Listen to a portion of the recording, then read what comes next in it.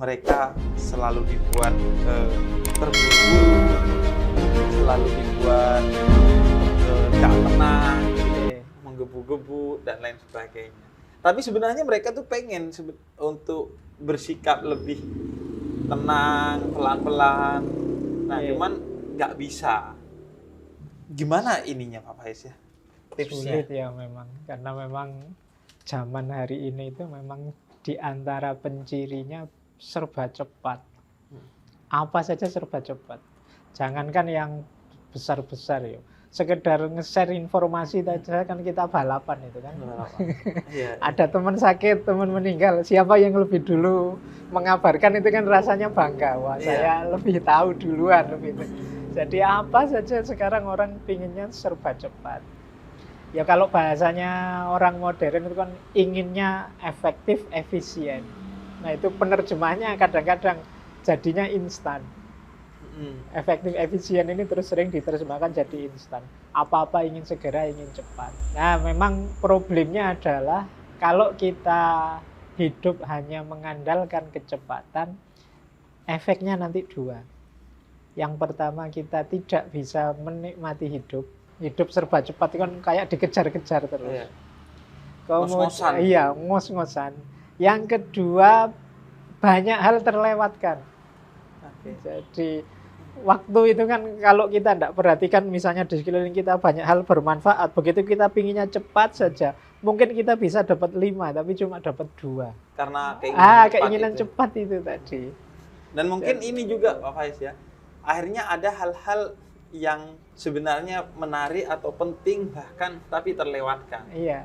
Kayak saya dulu itu ketika masih ngantor, kan sering kali atau bahkan selalu itu terburu-buru karena berkejaran dengan waktu.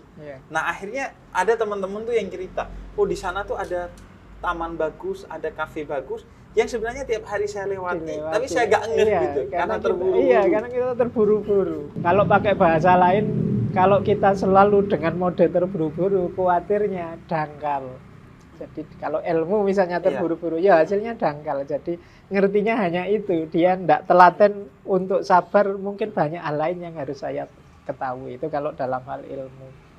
Jadi maka ya penting untuk latihan sabar, mengendalikan proses, mengendalikan kesabaran mengikuti step-step sesuatu. Ini menurut saya penting. Makanya tadi saya sebut yang pertama, kita itu sering tidak menikmati hidup.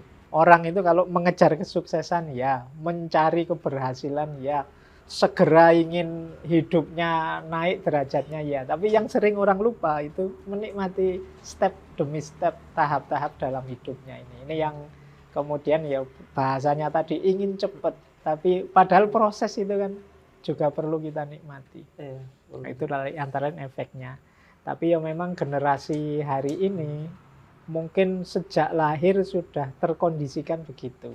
Beda zaman saya, mungkin termasuk era Habib ya. Zaman kecil itu kan masih banyak hal yang membuat kita ritmenya tidak secepat hari ini. Saya ngalamin era tidak ada listrik, kemudian ada listrik. Saya ngalami era tidak ada internet, kemudian ada internet. Mungkin zaman Habib awal-awal dulu kalau nulis ya ngetik biasa. Ya, pakai mesin ketik. Ya. Terus komputer itu era zaman dulu MS-DOS sama yang pakai WordStar, saya masih ingat, saya skripsi saya pakai WordStar. Pentium dari yang paling awal sampai jadi yang kalau ngeprint itu satu halaman bisa 1 menit sendiri, krik, iya kan itu iya. Itu kita mengalami yang ritmenya agak lambat. Tapi sekarang kan sekali ngeprint bisa 1 menit sekian puluh halaman, sudah cepat. Jadi memang modenya hari ini itu mode yang serba cepat. Maka penting memang kalau bahasanya filsafat itu ada momen-momen kita menarik diri sebentar. Termasuk yang muda-muda. Menarik diri dari dari dilibat oleh sistem yang serba cepat ini. Kalau dalam agama ada momen kita dianjurkan melakukan muhasabah, kita dianjurkan melakukan tafakkur, tadabbur tentang ritme hidup kita ini. Itu menurut saya momen-momen yang penting kita manfaatkan. Bukan berarti kita harus lambat, Pak. Enggak. Cepet oke, efektif oke, efisien oke, tapi semoga tidak dangkal tadi. Semoga tidak banyak hal yang penting-penting terlewatkan. Ya. Semoga tidak membuat kita tidak menikmati hidup, akhirnya kurang bersyukur. Iya. Tapi mengendalikan dirinya itu gimana, Pak Faiz ya? Agar tadi kayak sabar dan lain sebagainya. Kalau untuk saya sih, saya enggak tahu kok tiba-tiba kata orang, wah Pak Faiz itu.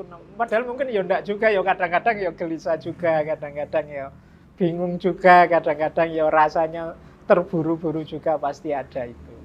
Tapi menurut saya begini, jadi untuk ritme yang cepat tadi, kalau bahasa permobilan, itu kita harus punya kendali penuh terhadap mobil ini dan remnya juga harus pakem. Jadi kita tahu kapan kita ngegas, kapan kita ngerem.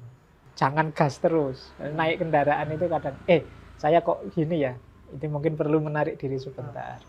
Saya kok sudah rutin kayak gini terus, apa ini kondusif ya, apa ini positif ya? Itu saatnya kita. Jadi momen muhasabah ini diaktifkan. Sehingga nanti kita tidak terjebak muter di situ terus, sistem. Saya ingat ada seorang filosof, namanya Marcuse dari Jerman. Dia mengibaratkan hidup kita yang serba cepat hari ini itu seperti kita naik bis mewah. Bisnya ini mewah, fasilitasnya luar biasa. Mungkin di dalamnya ada karaoke-nya, ada AC-nya, ada toilet mewah macam-macam. Tapi kita tidak tahu bis ini mau kemana. Jadi apakah ke jurang ataukah ke mall atau kemana. Yang penting bisnya mewah. Nah, hidup kita hari ini karena kita modenya serba cepat, kadang-kadang kita lupa. Kita ini mau apa sih? Iya, kita ini arahnya kemana? Tujuannya apa? Kita punya HP canggih, kita punya mobil mewah, kita punya jabatan tinggi, gelar hebat. Terus buat apa, untuk apa, mau kemana? Nah, ini pertanyaan yang sering sulit dijawab oleh kita hari ini. Jadi maka sindirannya Marcuse menurut saya menarik. Jadi bis mewah ini kita tidak tahu mau kemana. Nah, era yang kita sebut teknologi informasi digital dan lain sebagainya, ini terus mau apa? Kalau sudah 4.0 terus mau apa? Kalau sudah canggih teknologi kita mau apa? Ini yang jarang kita pikirkan. Sehingga katanya Mahatma Gandhi kan, manusia itu teknologinya canggih tapi tidak humanistik. Nah, humanistik ini bagi saya ya termasuk arah tadi. Ini mau dibawa kemana? Nah, karena kita sangat cepat, apa-apa lari, apa-apa pingin segera nyampe, pingin segera. Cuma targetnya target artifisial kalau bahasa ya. Target sementara yang ini tidak esensial. Jadi kayak tempat transit sementaranya saja, yang itu kita ingin segera sampai. Tapi setelah itu ya sudah. Kayak kita kalau kebut-kebutan naik mobil luas banter, tapi terus sampai rumah ya terus nggak ngapa-ngapain. Iya. Jadi seolah-olah diburu pingin apa, tapi begitu sampai kamar kos ya santai-santai lagi, nggak ada apa-apa. Wong tadi pelan-pelan menikmati di jalan kan bisa, mungkin banyak hal bisa dinikmati, disyukuri, lihat keindahan ya. Tapi kan pingin banter terus ya nggak ada apa-apa. Dan ini kalau saya tuh sering berpikir Pak Faiz, sengebut-ngebutnya kita lebih cepat berapa menit sih ketimbang orang yang nggak ngebut. Ya. Jadi makanya ada tokoh Stoik namanya Marcus Aurelius itu. Ini ada pepatah Stoik yang terkenal sekali. Alam semesta ini tidak pernah terburu-buru, tapi semuanya tercapai. Jadi, contohnya gimana tuh Pak? Iya. Matahari dari timur ke barat, apa pernah ke susu? Biar segera nyampe barat, segera kan enggak. Ya dia sesuai saja ritmenya, sesuai asalnya. Musim berganti kan ya sesuai saja aturannya, tidak pernah terburu-buru dan semuanya tercapai. Semuanya tercapai. Iya. Karena mereka sudah menjalani sesuai dengan tujuan itu. Ada tujuannya, dia tahu mau kemana dan untuk ke sana dia butuh kecepatan sekian dan lain sebagainya. Jadi dia ngerti pola yang harus dia jalani. Jadi sebenarnya tadi yang Pak Faiz singgung ya, Pak Faiz, yang terpenting itu kedaulatan diri sehingga kita bisa mengukur jadi seharusnya ini berapa lama. Sering saya bilang kuncinya orang hidup itu 2. tahu diri dan tahu batas. Tahu diri itu tadi, ngerti aku ada di mana, posisinya di mana, tujuan hidupku apa, itu bagian dari tahu diri. Besok mau apa, dan lain sebagainya. Yang kedua, tahu batas. Jadi tahu batas itu kita bisa mengendalikan keinginan-keinginan kita. Kita bisa ngontrol diri kita sepenuhnya, itu bagi saya tahu batas. Banyak kegelisahan kita hari ini justru sebabnya adalah kita lupa batas kita. Nggak tahu entah itu terlalu rendah atau terlalu tinggi. Jadi kalau ingin bahagia bagi saya ya kuncinya dua tadi. Tahu diri dan tahu batas. Ngomongin tujuan tuh kan kalau di filsafat ada teleologis ya, Pak Faiz ya, tentang bagaimana pentingnya tujuan, menentukan tujuan. Nah kita itu kan anak muda sering ya jalani aja gitu. Sehingga sering dari milih jurusan kuliah salah karena sekedar jalani aja, milih istri salah padahal ini fatal seumur hidup. Terus milih pekerjaan juga kadang salah karena ya dijalani dulu nanti. Nah itu menentukan tujuan kalau kayak kita mau dari filsafat tuh apa sih Pak Faiz? Jadi ada satu filosofi yang saya suka, salah satu favorit saya dari Kanjeng Sunan Kalijogo. Jadi menurut saya ini menarik untuk jadi cara kita menetapkan tujuan. Kalau bahasanya beliau, angeli ananging ora keli. Apa tuh? Angeli itu kita mengalir seperti anak-anak tadi, tapi ora keli, tidak tenggelam. Jadi tidak tenggelam itu berarti kita ndak sekedar air kemana kita ke situ. Jadi kita mengalir ikut arus, tidak melawan arus. Melawan arus itu mungkin anti dengan situasi hari ini, anti kemajuannya, anti teknologi. Ini melawan arus, berat itu kalau ikuti. Tapi kita punya prinsip. Ora keli itu berarti kita ndak mengalir saja. Kita dengan mengalir itu kita menetapkan tujuan. Tapi tujuan yang tidak melawan arah. Tujuan yang menyesuaikan dengan situasi peradaban sekeliling kita.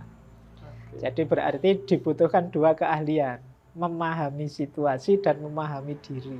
Memahami situasi tadi untuk mengalir, biar kita tahu ini zamannya memang zaman seperti ini. Nah, ora keli tadi berarti kita memahami diri. Aku punya prinsip, aku punya target, aku punya idealisme, aku punya ini untuk biar kita enggak sekedar ikut saja. Jadi kalau prinsipnya hanya mengalir saja, ikut saja, ya kalau pas alirannya beres membawa kita ke yang baik-baik. Kalau alirannya negatif, kita terbawa ke yang negatif. Nah itu tujuan itu kita pelajari, Pak Faiz, atau kita menentukannya? Ada dari luar, tujuan itu harus seperti ini, seperti ini. Atau enggak, dari dalam justru, kita menentukan tujuan kita? Dua-duanya. Jadi apa keinginan kita yang itu bahannya mungkin dari luar. Makanya tambah banyak ilmu, tambah luas wawasan, mungkin tujuan kita lebih bagus. Misalnya kita belajar ini, belajar itu, terus akhirnya kita, kalau begitu tujuan hidupku yang bagus itu ini. Itu dari dalam kan, keputusannya dari dalam, tapi bahannya dari luar. Dari luar. Jangan hanya dari dalam saja, tidak membaca keluar, tidak mencari bahan di luar, nanti kita sempit. Atau hanya nyari luar saja tanpa pendirian, nanti akhirnya kita bingung sendiri. Tadi itu, ngalir ke tempat yang tidak jelas. Tapi ke tempat tidak jelas tadi. Makanya penting menurut saya, dari luar semua itu pelajaran-pelajaran. Terus keputusan milih itu di kita. Jadi bahaya kalau kita tidak memutuskan sendiri. Pada akhirnya biasanya kita gadaikan pilihan itu ikut pilihannya orang lain. Orang lain begitu berarti saya baik begitu. Itu bahayanya kadang-kadang tidak cocok dengan kita. Biasanya melahirkan kegelisahan-kegelisahan, kerumitan-kerumitan hidup karena ternyata yang kita target itu tidak nyambung dengan situasi kita. Bahaya juga kalau kita tidak mau yang luar sama sekali yang tadi. Itu nanti kita sempit seolah-olah hebat padahal tidak. Seolah-olah canggih padahal banyak yang lebih bagus dari itu. Nah itu yang disebut angeli ananging ora keli. Jadi mengalir tapi tidak hanyut, tidak tenggelam. Tapi tetap berdaulat. Jadi kita itu orang yang otentik tapi tidak egois. Jadi diri kita sendiri tapi tidak menang-menangan, tidak merasa diri sudah paling baik. Kita tetap mau belajar, mau dapat masukan. Nah, kalau ininya Pak Faiz tapi tahu batas itu Pak Faiz. Itu kan sesuatu yang sulit banget Pak Faiz. Kadang kita tuh begitu sadar, oh kayaknya batasnya segini. Terus ada aja alibi-alibi, entah dari dalam diri atau luar, dari omongan orang, yang bikin kita akhirnya, oh enggak, masih oke lah ini. Jadi memang tahu batas itu nanti banyak berhubungan dengan kesadaran diri. Jadi kita baca diri kita terima apa adanya, kita sadari potensi kita, terus kita optimalkan. Itu nanti hubungannya dengan batas. Karena saya tidak ngerti batasku, tidak ngerti situasiku, akhirnya apa? Target ini kemungkinan hanya melahirkan kekecewaan. Jadi melahirkan kegelisahan. Jadi bukan berarti kita salah bercita-cita, cuma kita kurang realistis cita-cita kita karena kita kurang cerdas membaca diri kita, posisi kita. Jadi itu kemudian pentingnya ya kita memberi waktu untuk diri kita sendiri ya. Jadi kita harus, itu tadi pentingnya muhasabah, tafakur, membaca diri. Jadi ngerti, oh aku ini orangnya pemarah kok, maka aku hindari situasi-situasi ini. Itu namanya tahu diri. Aku sulit kalau jadi guru misalnya, aku ini ternyata kalau ngomong sulit memahamkan orang. Ini tahu diri. Jadi guru itu mulia, tapi saya tidak matok jadi guru, bukan berarti saya tidak ingin menyebarkan ilmu, tapi aku tahu diri. Aku ngomongnya tidak bagus. Mungkin aku lebih manfaat kalau di sini, bukan di situ. Itu namanya, ini hidup semacam ini menurut saya lebih membahagiakan. Tapi jebakannya itu kadang, Pak Faiz, kalau anak muda itu sekarang akhirnya overthinking. Jadi akhirnya mereka terlalu berpikir berlebih dan tidak pernah menemukan sikap, apalagi melangkah untuk memulai sesuatu. Itu banyak banget tuh, tengah malam tuh waktunya anak-anak muda tuh mikirin. Ini gimana Jadi, sih? overthinking itu menurut saya bagian dari ketika orang tidak sadar tentang dirinya.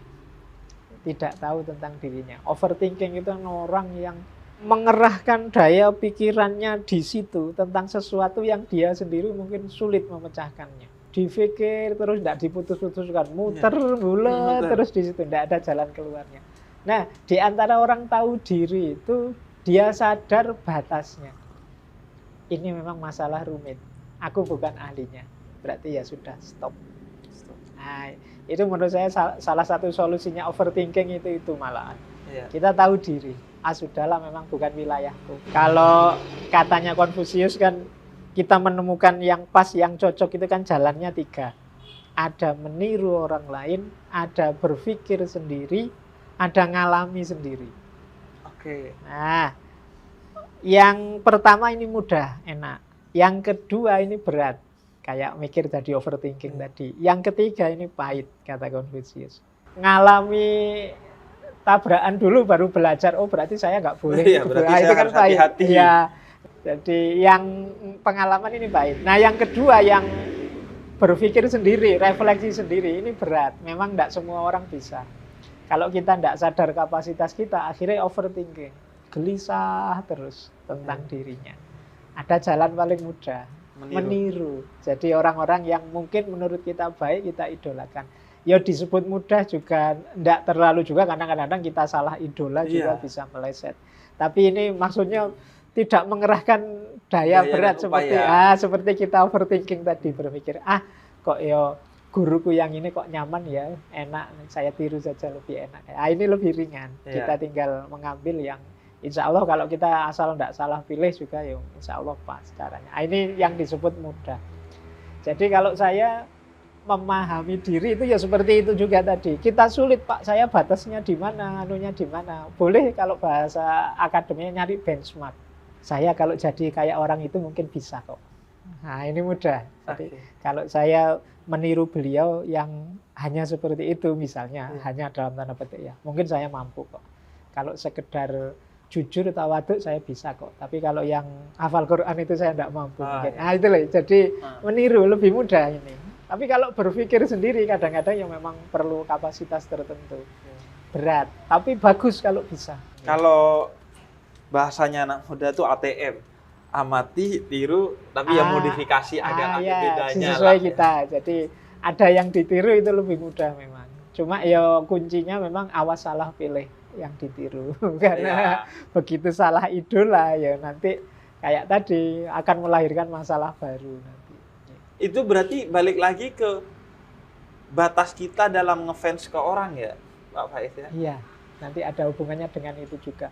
Wong kita itu kan sebenarnya makhluk yang sangat terbatas. Kalau apa saja kita pikirkan sendiri, sebenarnya kita tidak akan bisa hidup kok. Kopi ini saja, kalau saya sambil mikir, ini jadi cappuccino kayak gini, bahannya apa ya, terus gambarnya bisa kayak gitu, caranya gimana ya. Itu mungkin ya kita gelisah sendiri, ada masalah, nambah problem. Jadi kita harus ngerti kapan direm Anda. Ayo, memang saya tidak ahli kopi. Jadi direm udah. Iya, jadi sudahlah, yang ini nggak usah dipikir. Oh, yang itu nggak usah lah. Ini penting menurut saya untuk anak-anak hari ini yang sering terdistraksi oleh isu-isu medsos, isu-isu yang apa saja nyampe ke kita terus kita pikirkan. Dan kita berusaha untuk komentari. Apa saja terus kita komentari. Itu yang menurut saya mungkin akan jadi masalah dalam hidup kita. Itu bagian dari overthinking tadi. Harusnya kalau kita tidak mikir tidak apa-apa kok. Wong yo siapa kita misalnya. Tapi kita memaksa diri untuk komentar, untuk ikut mikir.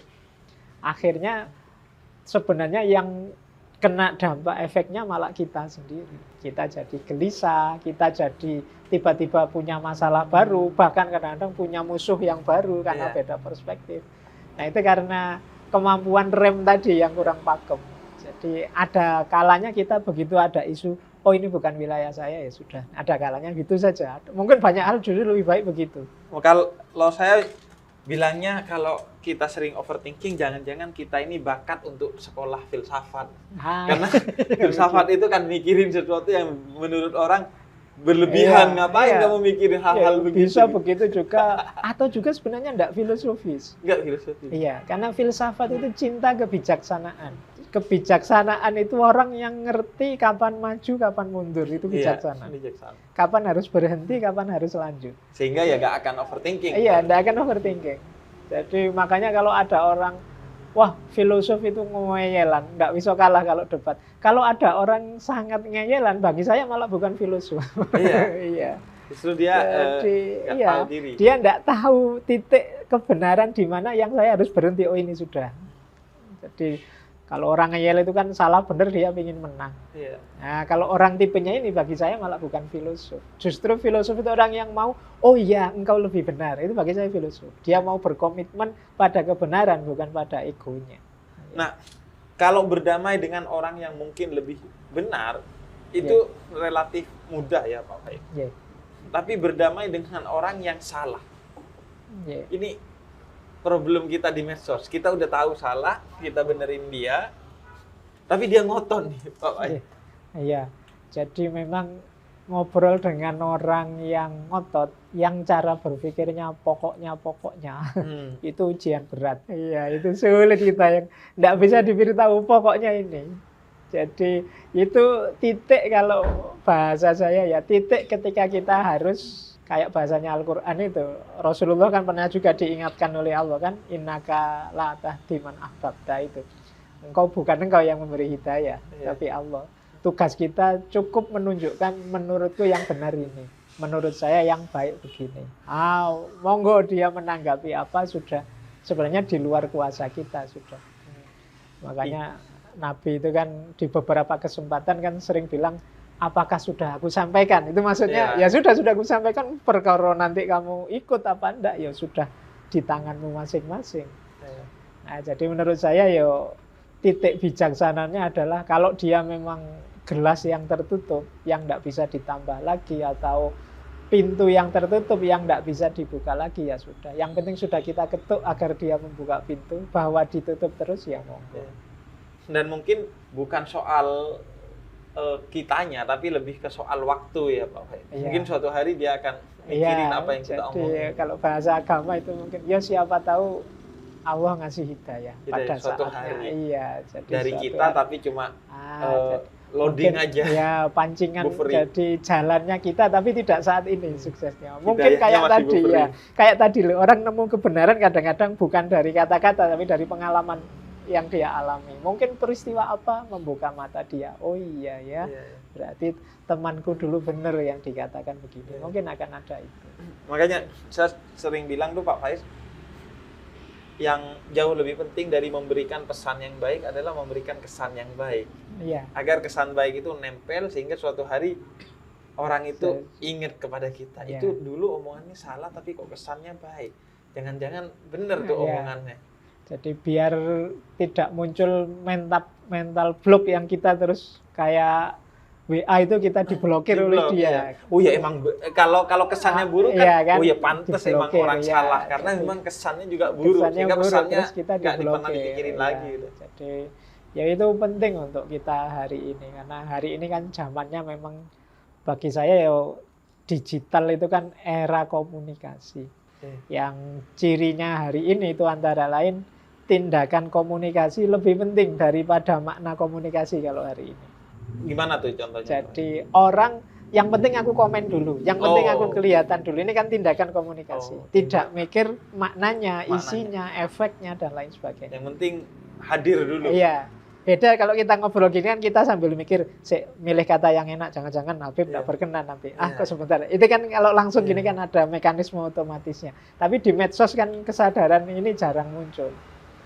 Jadi yang penting orang tampil dulu karena orang khawatir dianggap tidak ada. Jangankan itu, kadang berita teman sakit aja semuanya harus tampil mendoakan. Tidak cukup satu orang, mari bersama-sama kita doakan. Dan tidak gitu, semua kadang cuma di copy paste aja dari atasnya, di copy ya kan semuanya. Karena dia takut, kalau tidak muncul di situ jangan-jangan dianggap tidak peduli. Iya. Jadi itu saya ngerasain tuh di grup WhatsApp kalau ada berita duka. Kalau kita nggak ikut komen padahal udah banyak. Padahal mungkin kita yang tidak komen diam-diam ngirim Fatihah, diam-diam mendoakan. Tapi kan rasanya koyok belum peduli kalau belum. Jadi hadir secara fisik ya. Itu yang saya sebut tindakan komunikasi dianggap lebih penting daripada makna dan kedalaman komunikasi. Itu makanya pentingnya kita mengatur segalanya, termasuk memberitahu yang baik-baik, termasuk perilaku yang untuk dicontoh, tidak sekedar isi yang kita omongkan. Itu nanti jadi memberi tuntunan, tidak sekedar memaksa dan lain sebagainya. Jadi situasi-situasi penting kita hari ini karena generasi era ini menurut saya generasi yang tidak bisa hidup tanpa jaringan, tidak bisa hidup tanpa medsos, tidak bisa hidup tanpa HP dan lain sebagainya. Mungkin beda dengan kita. Zaman saya masih ada era tidak ada listrik, ada era cuma radio saja sama tape recorder zaman itu. Jadi seandainya tidak ada listrik pun saya bisa membayangkan masih bisa seneng kok dengan melakukan ini itu. Tapi generasi hari ini mungkin tidak bisa sudah. Dan akhirnya jadi aneh aja melihatnya Pak Faiz ya. Karena teknologi itu kan dibikin untuk memudahkan kita dalam berkomunikasi. Tapi justru di media sosial kesalahpahaman itu justru lebih besar dan lebih mungkin dan pas ketemu justru hilang itu kesalahpahaman. Dan banyak paradok kayak teknologi informasi itu kan sebenarnya alat komunikasi kayak HP itu. Harusnya semakin canggih alat komunikasi semakin kita tersambung. Tapi hari ini kan alat komunikasi semakin canggih semakin kita terisolasi. Dunia sosial kan semakin habis. Setiap orang asik dengan gadgetnya sendiri-sendiri. Kadang-kadang kita ngobrol berdua gini, yang satu pegang HP ngadep sana, satu pegang HP ngadep sini. Jadi padahal fasilitas komunikasinya canggih, tapi kualitas komunikasinya turun drastis. Nah, itu situasi kita hari ini. Dan penting untuk refleksi. Jadi yang saya bilang tadi ya, kita muhasabah. Bukan berarti terus kita balik, kalau gitu enggak ada teknologi saja, enggak mungkin, peradaban enggak mungkin dibalik arahnya. Tapi ya kita yang saya bilang tadi, kita harus sadar kapan ngegas, kapan ngerem, kapan memanfaatkan secara bijaksana. Terima kasih Pak Faiz ya.